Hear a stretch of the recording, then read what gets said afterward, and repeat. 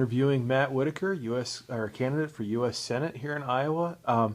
Matt, just can you tell my readers what led you to decide you wanted to run for office? Our country is at a critical juncture. You don't have to look very far to see. Open up today's paper, and there's continuing challenges that we face, whether it's here in the United States in our economy, the implementation of Obamacare, or internationally.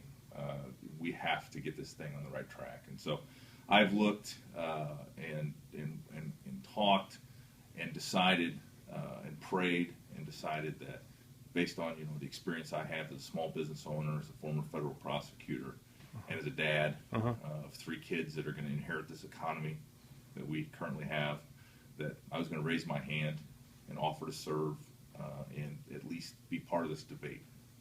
Great.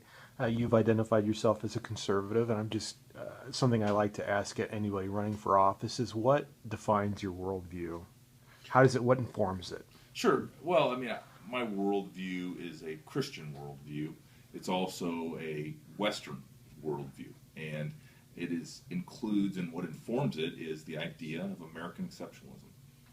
I believe that we are a blessed people and a blessed country, that we have inherited rich bounty of opportunities as a country, and that we need to be good stewards of that, both as believers in God, but at the same time as free enterprise and free market capitalists. And so those things, you mix them all together, and my worldview is informed by those, my faith primarily, but sort of a true belief in America, and most importantly, its people.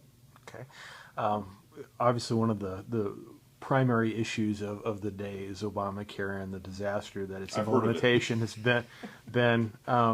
And you, along with all the other candidates, are on record as saying, "Hey, we want to get rid of it. It's no good. Let's repeal it." Right. People are saying, "Well, what are you going to replace it with?" Right. Should we replace it with anything, or what are some of your ideas to deal with healthcare reform? Right. Obamacare, and we're seeing why there were many like myself that were okay with a limited short-term government shutdown to do something to whether defund, delay, all the above solutions, because Obamacare is bad. And it's not just a bad website. It's bad policy. What should we replace it with? Well, there are several things that continue to dog our healthcare system and the health of the American people. We need to have a conversation about things like the uninsured or the uninsurable with pre-existing conditions. Look at ideas like high-risk pools administered by the state. And so the people of each state could determine how's the best way to take care of our citizens that need help, and to make those difficult public policy decisions. And so that's one area where we need to address. Even if Obamacare was repealed, we would still need to address that issue. Some of the solutions are competition and free markets. We need to be able to sell insurance across state lines. We need to look at allowing small businesses to pool their resources together and buy health insurance as a bigger group. And those are a couple of ideas that I've talked to folks about around the state and are attractive, and things we haven't tried yet. And I've heard several other good ideas, but there's a lot of smart ideas that are based on primarily competition and really more a la carte. And right now, Obamacare, what you're seeing and why all these policies are being canceled is because the federal government is giving us a one-size-fits-all solution. I mean, I was talking to a farmer who his policy is no longer available, went out into the exchange to buy a policy. He and his wife are over 50. They're done having children, and guess what? They have to have maternity coverage.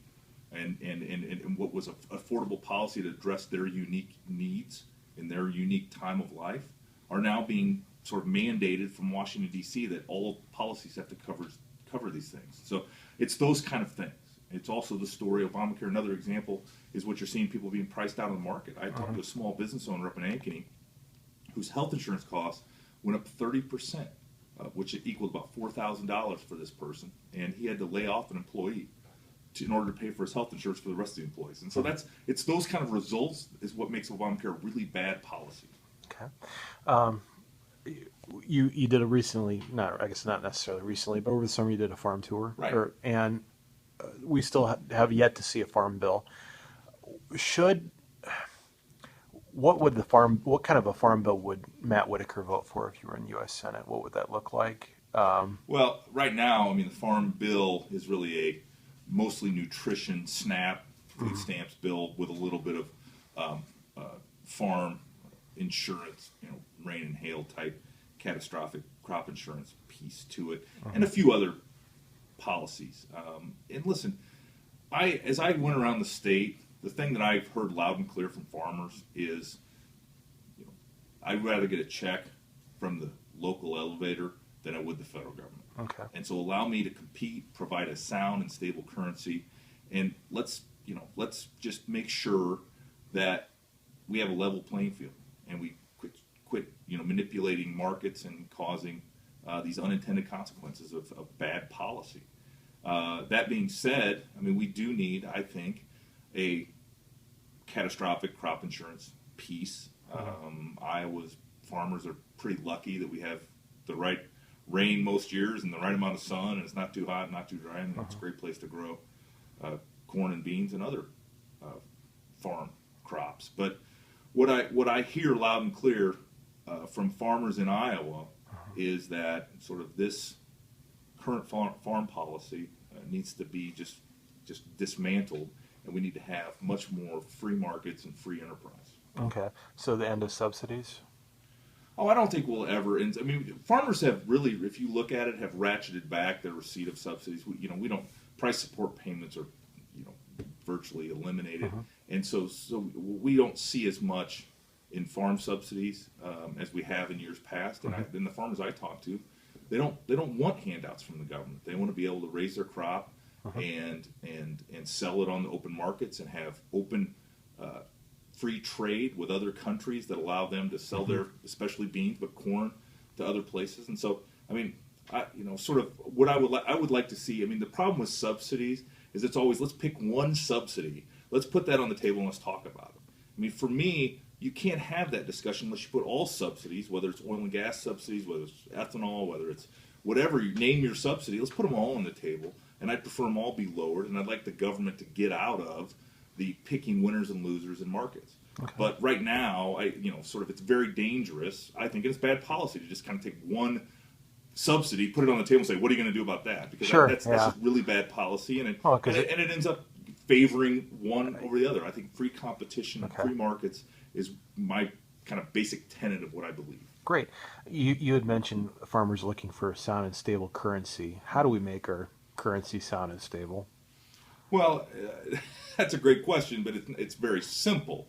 One is right now it just floats in its fiat and it's traded versus other currencies. And since we're the worst economy, the worst economy in the world, we're not seeing some of the currency challenges that we might expect if other economies around the world were doing better. But the Fed's $4 trillion balance sheet has me seriously worried. And I continue to wonder what that's ultimately going to do and how they unwind that position. Because as they continue to do quantitative easing, buy more bonds than the federal government can print right now, to the tune of $85 billion a month in bond purchases, $65 billion from the federal government. I mean, that is going to have a negative weakening effect on our currency. And we'd see it even more dramatically if other countries like Japan and the European Union and others didn't have the same desperate challenges we have. And ultimately, we're going to have to pay the piper for that, either through inflation or something else. And so I worry a lot about future generations and the value of the dollar. Okay. Should we or can we go back to a gold standard? Well, I've talked to a lot of people about the gold standard. And in fact, I had some great conversations during the presidential election with Tim Pawlenty and Governor Perry, and I talked to some folks that were advocating for a gold standard and received a book that had been written, and I've read a lot about the gold standard. I would like to see real value back our dollar, and sort of the mechanism for that. I'm not sure there's enough gold in the world to back as many dollars as are currently in circulation, but I certainly would support some value to our dollar. I mean, I think sound money has to be backed by something of value and not just in its relationship to other currencies. Great. Kind of along the same lines as far as talking about monetary policy and fiscal policy, we have a $16 trillion debt. It's probably over 17 now. Probably, yeah. Well, yeah, it's hard to keep up as fast as they're running it up, Right. and as well as constantly running it with a deficit. How should that be addressed? Well, we have to stop it from growing first of all, and this stop spending, yeah. Right, and this last round of debt ceiling discussions was really just I can't believe the result where they only put a date now. There's no cap. There's no number. And you saw it as soon as they passed that agreement in the second week of October. You saw it go up $400 billion almost overnight because of the special circumstances that the Treasury had been trying to pay things and borrow and avoid hitting the debt ceiling. But now I'm sure we're over 17 trillion, and we have February 7th as a date where we get to have this discussion all over again. And this boils down to an overall thought of mine, which is I'm tired of our government and both Republicans and Democrats managing by crisis and jerking from this 3-month agreement to the next 3-month agreement. We haven't had a federal budget since 2009. We haven't had a balanced budget since the 90s. So I mean, really, until we stop the growth of the debt, we can't even have a discussion as how we're going to pay it off. And I don't know how we're going to pay it off, but we are in effect raising taxes on future generations with that 17 trillion plus debt we continue to carry. Okay. I'm sure if you go to if you win and you go to Washington, when I win, yes. when you win, that's not an endorsement, by the way. If you go to Washington, I got to couch it that way. I'm sure you probably have some ideas, some programs that you would like to see on the chopping block. Sure. Everybody has their laundry list. What's yours? Sure. Well, one is aid to countries that don't like us very much. Okay. We should look at that foreign aid very carefully. We should look at our aid to the UN and what the UN continues to do. We're the largest funder of the United Nations. We need to look at that. We need to look at our aid to California and their mismanagement and whether the federal taxpayers should prop that up. Sure. And then we need to get rid of the baseline budgeting, and that is the way that the federal government continues to grow almost on autopilot, where every year they get a little more. It's very easy to manage. We need to make our managers manage. What I saw as United States Attorney and managing a very small piece of the federal budget was that it's very easy when you get more money year over year. But that's not the way the real world works. And if we gave small incremental amounts less to every department and expected them to do their job, you would see managers manage, and they wouldn't have the luxury of just being able to spend more or have use it or lose it at the end of the year where they get sort of wonderful luxury. So and then ultimately we need a balanced budget amendment, and a balanced budget amendment I could envision would cap spending yearly at about its historic rate of about 18.5%. And there would be two exceptions to that. One, a constitutionally declared war, which we seem to always avoid also, or 2/3 vote by Congress. Okay. And so that would be my framework to getting this thing on the right path. Okay. Just kind of want to address your statement on declaration of war. Should we not get into any military action unless Congress declares war? Or right. Constitutionally, I believe it's very clear as to when our military force should be used in foreign lands. Okay, great. As far as foreign policy, how do you? Shifting gears here real quick. Spending foreign. Well, they're related, I guess, but it's all related. It's all related. Yeah. It's all related. It's stuff you're going to have to deal with if you go to Washington. But Iran is on the verge of probably having a nuclear weapon. How should the United States deal with that? What kind of action would you as a U.S. Senator support? Well, we need to prevent them from becoming a nuclear Iran. Okay. We look at their history. And they've propped up terrorist organizations. They continue to meddle in the region. They are, a Islamic, fundamental Islamic country that I just don't think we could trust them with a nuclear weapon. So we need to do all we can, and obviously we need to work with our friends in the region, our greatest ally and the Middle East is Israel, always will be, and we need to make sure that we prevent Iran from becoming a nuclear capable power. Okay, and that's done through just like we've seen in the past. I mean, targeted strikes to those assets that can produce nuclear weapons. Okay. As far as well, it seems like we've slowed down the rhetoric of going into Syria. We're backing up. Right. It was amazing that a couple months ago how it was an existential threat to our country's national interests, and now we don't hear anything about it. Well, you have a unique perspective, having been a U.S. attorney and having engaged the domestic side of the war on terror. Right. Are we still waging a war on terror, or can we just declare victory? We still have threats from asymmetrical non-state actors that want to do us harm. And so, yes, we still have terrorists, both within our country and without of our country, that want to do us great harm and are plotting every day. And so we need to make sure, because, they only have to be right once. And I learned this as a prosecutor. They only have to be right once. We have to be right 100% of the time. And so we need to make sure that we continue to be a data-driven and intelligence-driven national security system. Okay.